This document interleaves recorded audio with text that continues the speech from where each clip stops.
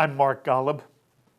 I hope all of you had a wonderful holiday season and that this Jewish New Year brings you health and fulfillment, many very special times with the people you love, and I hope you enjoy JBS the entire year.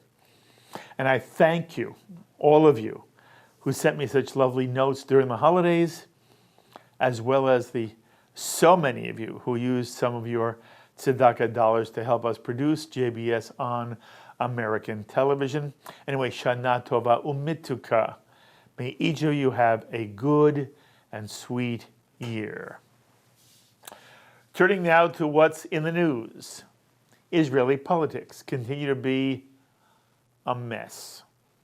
You'll remember that in Israel's national elections last month, which were a redo of Israel's April national elections, once again, the two parties garnering the most votes were Benny Gantz's Blue and White Party, winning 33 seats, and Benjamin Netanyahu's Likud Party, winning 32 seats. What's especially interesting in those numbers is that each party did poorer in this September than they had done last April. Blue and White won 2 fewer seats. Likud won 6 fewer seats. Neither party seemed to gain from the do-over, and neither party seemed to gain in popularity or were able to draw seats from the other. If anything, the message of the Israeli people seems to be that neither Gantz nor Netanyahu, neither of them is very exciting or is seen as a savior on the Israeli political scene. Now, of course, a government needs a majority of the Knesset's 120 seats to lead the nation, which is why Israel has always had a coalition government in which a dominant party joins in a coalition with a number of smaller parties to form a majority of 61 or more seats in the Israeli parliament. If the coalition number is in the low 60s, that coalition government tends to be weak and fragile and easily susceptible to collapse if one of the smaller parties decides to leave the coalition. That has tended to happen on a regular basis throughout Israeli history, which is why very few coalition governments have been able to complete a 4-year term. Now this time, although Blue and White had 1 more seat than Likud, Israeli President Reuven Rivlin was convinced that Benjamin Netanyahu had a better chance to create a majority coalition than did Benny Gantz. And for 4 weeks, the Israeli people watched as the main actors on the Israeli political stage jockeyed for position, making their demands and explaining what it would cost for them to join a governing coalition. The best means of achieving a coalition in this second try election seemed to be what's referred to as a national unity government, which means that the top 2 parties, in this case Blue and White and Likud, would join the coalition and agree to share the reins of government. So, for example, Benjamin Netanyahu might be prime minister for the first 2 years, while Benny Gantz might be minister of defense. It happened with Yitzhak Rabin and Shimon Peres. And then after 2 years, the 2 leaders would swap positions. So Benny Gantz would then serve as prime minister. And with Likud's 32 seats and Blue and White's 33 seats, the national unity government would have, at a minimum, a 65-seat majority.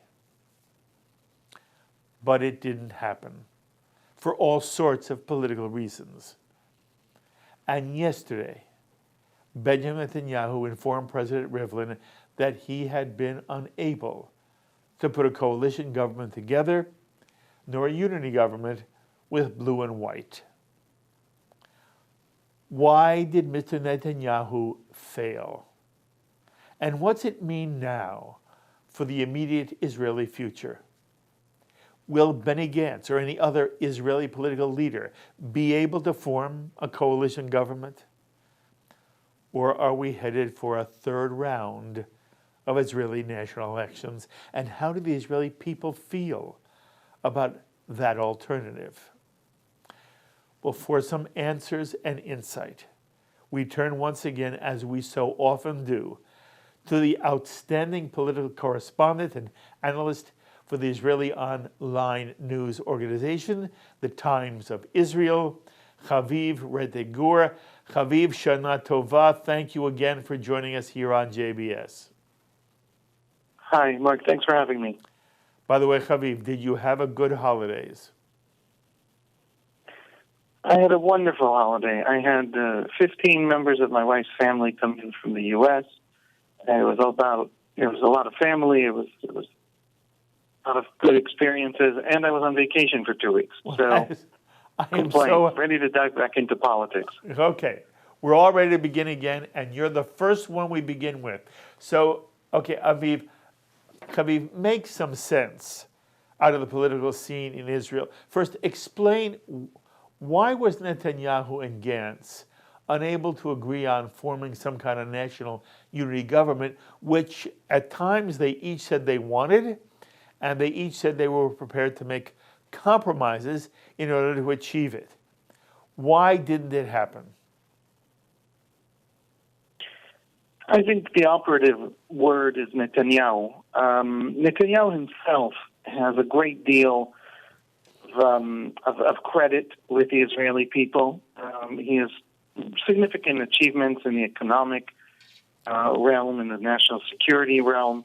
But he's also been around for very, very long. You know, in the end of the day, the British people threw out Winston Churchill, even in the immediate aftermath of a World War II, that he was seen as having almost single-handedly enabled an Allied victory in during those difficult years of 1942, etc.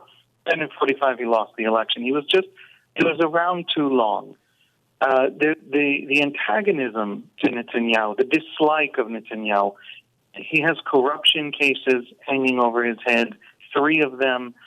We expect indictments from the Attorney General, an Attorney General Netanyahu himself appointed, but who, as soon as these cases came to light, Netanyahu is claimed as somehow collaborating against him with the forces of the left and the media and all of this. There's a lot to dislike about Netanyahu. Mm-hmm. And the fight, the last year has been a single election. We've had 2 elections, and we might go to a third. It's essentially one very, very long, dragged-out election. The election has really been Benny Gantz telling the Israeli people he will stick by the vast majority of Netanyahu's policies, whether on the economy, on security, on Iran or Hezbollah or Syria. He would actually replace Netanyahu and do away with the negatives that Netanyahu brings to the office. And so it's been a referendum on Netanyahu. Netanyahu couldn't put together a coalition, not of right-wingers. I think in terms of, if you ask the Knesset, how many of you members of Knesset agree with Netanyahu, then I think you would find, 70% of the Knesset mostly agrees with Netanyahu on most issues. So failed to convince even right-wing parties like Israel Beitenu was that he personally should be the prime minister of the next government that pursues those policies. Haviv, so that was Netanyahu's failure. It was a personal failure about him as leader. I still don't understand. If you're telling me that within the Israeli political establishment, they would rather go to a third election than have a national unity government where Netanyahu and Benny Gantz would in some way share leadership, I am surprised to hear that from you. And at one point, it looked like Netanyahu would lose his number 1 ranking as the leader of Likud. He'd be replaced, and some other Likud leader would be part of a unity government. That did not happen. Likud continued to back Netanyahu. But the alternative that Israel faced was simple. either there was going to be a unity government or some other coalition with Netanyahu, or there was going to be third elections. Explain to me why Israelis would rather go to the polls a third time than have a Gantz or blue and white Likud unity government. Well, I think that they didn't. The phrase unity government can mean many things. It's something very different, Benny Gantz, than what it means to Benjamin Netanyahu. One major difference, for example, is who goes first. And that sounds a bit like an ego fight. It's a very important fight because, we're currently negotiating the 35th government in 72 years. So even though we elect our governments for 4-year terms, legally that is the maximum term they're allowed to serve, they actually serve about 2 years. Yes. If you set up a rotation in which one candidate gets the first 2 years and the other candidate gets the second 2 years, the first candidate is much, much more likely to serve their 2 years than the second one. Mm-hmm. So if Gantz goes first, we establish a Gantz government. If Netanyahu goes first, then Gantz lost the election, and actually Netanyahu remains prime minister. So both of those would be a unity government, but one would be very, very different to the other. And the other argument over what unity government means has to do with the ultra-Orthodox parties versus the secularist Russian party called Israel Beitenu. Gantz represents not really the left, because it's not clear that there is a left in Israel anymore, in the way we understood the term in the 90s. Yes. It presents a more modernist, more liberal, and certainly more secularist part of Israel. Mm-hmm. And Netanyahu has refused to let go of the ultra-Orthodox coalition partners he had in the last government. Why is that? Why does Netanyahu need to keep, and that's what we are hearing here in America. What we're hearing in America is that the problem was Netanyahu's insistence that the ultra-Orthodox parties be part of the coalition, and that kept Lieberman from really joining the coalition and undercut everything. Why, if Netanyahu could have had Lieberman in the coalition, and who knows what a Ayelet Shaked would have done at that point, but by insisting that the ultra-Orthodox parties, which also did pretty well for themselves in this election, but insisting that they be part of the coalition, while they have been a thorn in Israel's political side for years and years and years, why would Netanyahu care so much that he'd be willing to go to a situation, which he has done now, Haviv? He had to walk into Rivlin's office and say he failed. And he failed because he insisted that Shas and United Torah Judaism be part of the coalition. From an American Jewish perspective, it makes no sense. Can you make sense out of this for us? There's no substance to the debate. It's entirely political calculation. Important to understand. Netanyahu himself is not very observant or religiously inclined in any way. He personally eats non-kosher food when he has the opportunity, usually on travels abroad. It has nothing to do with the substance of agreeing with the ultra-Orthodox more than agreeing with the secularists. I understand. So what was it? The issue is fundamentally the issue is that he failed to form a coalition after the last election in April, failed to form a coalition in May. That failure in May was because the secularists demanded things of the ultra-Orthodox that the ultra-Orthodox were unwilling to deliver. Now, a national unity government demanded by Israel Beitenu, the secularist Russian-speaking party, the Likud, blue and white, and the secularists, and would leave the ultra-Orthodox out. Ultra-Orthodox are terrified of that scenario. If they are not in government, then all of their religious institutions, their educational institutions, lose government funding, which is the main source of income that all those institutions have. Terrified of being left out, and they're looking for a champion. and they will cleave to Netanyahu with absolute loyalty, primarily because Gantz has already committed to the secularist party, Israel Beitenu, and Gantz had committed to the secularists because it was the secularists who denied Netanyahu a coalition in the first place. The secularists, Haviv Lieberman of the Israel Beitenu, opened the window to the possibility of a Gantz coalition. Once that window was open to that possibility, Gantz now has to be loyal to him to get his support and maintain that open window. That means that Netanyahu has a natural ally suddenly in the ultra-Orthodox. Now wants to bring the ultra-Orthodox into the government with him because they'll support him, that unity government. And that means that he doesn't just represent Likud in a unity government where the other side is a slightly bigger party.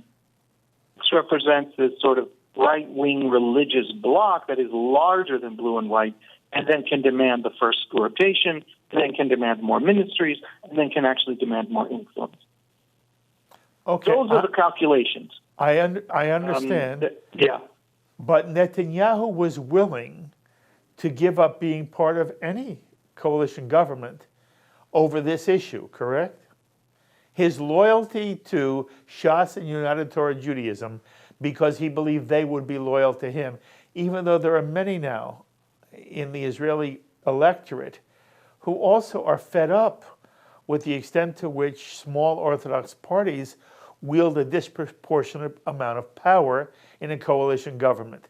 There was an opportunity here, as you very beautifully explained, to create a modern, secular Israeli coalition government that would have included Netanyahu at some level.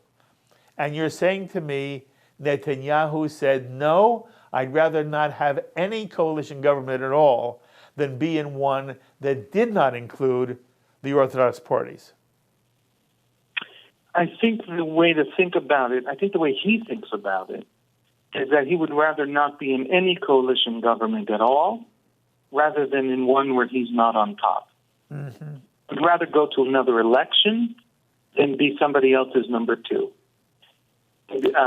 Bringing the ultra-Orthodox in with him could help to guarantee him the prime minister's chair. If he doesn't have the ultra-Orthodox, then he would have a very hard time being prime minister, and therefore would actually have lost the election. Right? You don't win an Israeli election day; you win it in the coalition negotiations. So Netanyahu still don't know who won this election. Yes. And he doesn't want to lose. And for that, I think he would push to a third election, if he can. Okay. The interesting point comes, he might actually not be able to push for a third election. He's just given up, the mandate from the president. Now Benny Gantz has an option to form the coalition. And I want, your viewers wouldn't pay very close attention to the tiny little goings-on. It's in the details that you find out some very interesting things. For example, today, night before he's about to get the mandate to become the next prime minister, Benny Gantz of Blue and White went to Hakafot, the traditional circling of the bima with the Torah scrolls for Simchat Torah, at a synagogue in Kfar Chabad, a town in Israel. And at that synagogue, in the traditional ceremony, the head of the right-wing religious party, Rafi Peretz, who is a former chief rabbi of the Israeli army, during the period when Benny Gantz was a former chief of staff of the Israeli army, was there with Benny Gantz, embraced. They held each other's cheeks, and they smiled, and they showed their great friendship. Pictures were taken of them doing this. Pictures were published, which means they were probably intended to be taken, right? So there are signs that there are right-wing parties openly, warmly embracing Benny Gantz the night before he becomes, right? So I think Benjamin Netanyahu might be stuck. His only hope to be prime minister would have been to bring the ultra-Orthodox in. Now he actually finds himself having failed. Benny Gantz having a shot at it. Benny Gantz, who has, by the way, impressed everyone and outperformed all expectations by those who liked him, by those who disliked him, up to now, who has turned out to be quite a formidable political force. That is fascinating. Do I understand what you're saying is that the Orthodox parties may be willing to rally around Gantz if he's willing to embrace them as well? Not the Haredi parties, but the parties that ran as something called Yamina, which is the right-wing religious nationalist, religious Zionism, essentially. This is what in America is, I think, called modern orthodoxy. Yes. Those parties, the top leaders, who is a former general army under Benny Gantz, and the two are personal friends, they warmly embraced. Okay, but still, I'm looking in front of a camera the night before. Yeah. Okay, Haviv, I'm looking at the numbers. If we take Benny Gantz is 33, we had Yamina 7, he's at 40. Even if Israel Beitenu, Avigdor Lieberman comes along, it's 48. That's not 61. Where's the rest of the coalition going to come from if it's not a unity government? Well, if Likud doesn't join, Benny Gantz can turn to the left. And then you have Labor is available, Democratic camp is available. I believe that adds 11. Yes, it is. We've had a lot of elections lately, so apologies. No, you're right. No, you're right. And what does that bring us to? Just about at the turning That's point. 59. You're not at 60. By the way, but you don't need a lot more. Wait a minute. In America, there are some American Jews who are suggesting that the Arab party in the Knesset, known as the Joint List, which won 13 seats, the third highest of all those who ran in terms of the parties, that the Arab party might join with a left-leaning blue and white coalition. You explain it's not left in the traditional leftist sense. To what extent is there any chance that the Arab party would ever become, at this point in history, the Arab party would become part of a coalition government? And how would the Israeli people feel about a government that included the Joint List? I could tell you Likud put out a video just a couple of days ago. It's like a campaign video. The video is it has this, dire, scary music.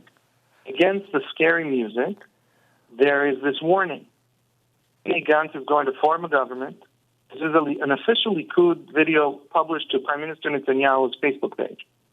Benny Gantz is going to form a government with the Arabs supporting his government and, making sure it doesn't fall in no confidence votes in the Knesset. That's still a minority government because the Arabs won't actually join the coalition itself. It will rule, but be dependent on these non-Zionist or at times like Balad, anti-Zionist political parties of the Arab community. And it's a very scary warning and Benny Gantz, right, a former chief of staff of the Israeli army, 3 of the top 4 candidates in blue and white, members of the Knesset of blue and white, are former chiefs of staff of the Israeli army. The Likud video says they will be dependent on Hamas and Hezbollah and all these terror groups, which Likud is conflating with the Israeli Arab political party. The argument is Netanyahu's main, argument as he tries to torpedo Gantz from succeeding in forming a coalition.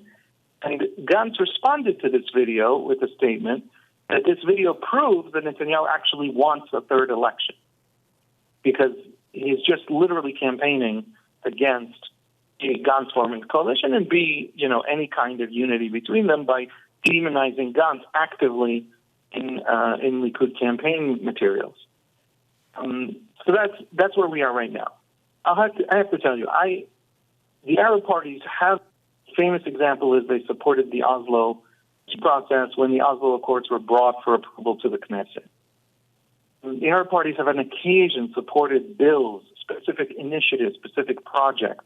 There has never been a case where Arab majority parties in the Israeli parliament, not in 72 years, there hasn't been a case. They have supported a government, an active government.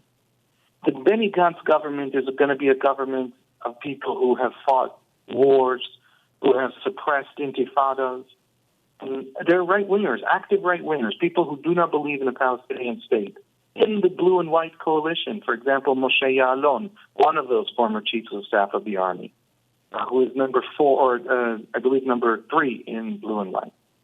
I cannot imagine, and the Arab parties have said this, I cannot imagine that they will actively and consistently support Benny Gantz and prop up his coalition. I can't imagine Benny Gantz would want to form a coalition where dependent on those votes, which are not dependable for him, because there's a huge chasm. He's much closer to Netanyahu than he is to these Arab non-Zionist parties in almost every vital issue. So I'm skeptical. Likud has certainly made this a centerpiece of its own campaign against blue and white. But what I believe you will see, and I believe we're starting to see it already, is that ultra-Orthodox parties like Shas, who, by the way, backed or at least refused to vote against the Oslo Accords in the 90s for a very similar reason that we're now starting to hear from them, very pragmatic politically. They will look for a way to get into secularist coalition. They'll argue to their voters, if we're not there, it'll be even worse for us. So let's be there and at least, torpedo half the secularist agenda, if not all of it. We'll look for ways to join if it really looks like Benny Gantz is prime minister. And I think you can cobble together. It's hard. It's complicated. These things have happened in the past. It's really important for viewers to understand. In 2009 and 2013, Netanyahu had a government in which Labor, the left-wing Labor Party, major part of its coalition. For the first 2 years as Labor, then Labor split into two parties, and half of Labor stayed in the government, and they ran the defense ministry. Labor, not who is much more to the center, left-wing Labor. In 2013 to 15, Netanyahu had a coalition with the secularists, the Yesh Atid, and the Yesh Atid sat in that government. Yesh Atid is now a major part of blue and white. In 2015, Netanyahu had this very right-wing, very religious coalition that he, today claims he's deeply loyal to. The right and the left sit together in coalitions all the time. The secularists and the ultra-Orthodox have sat together in coalitions until very recently.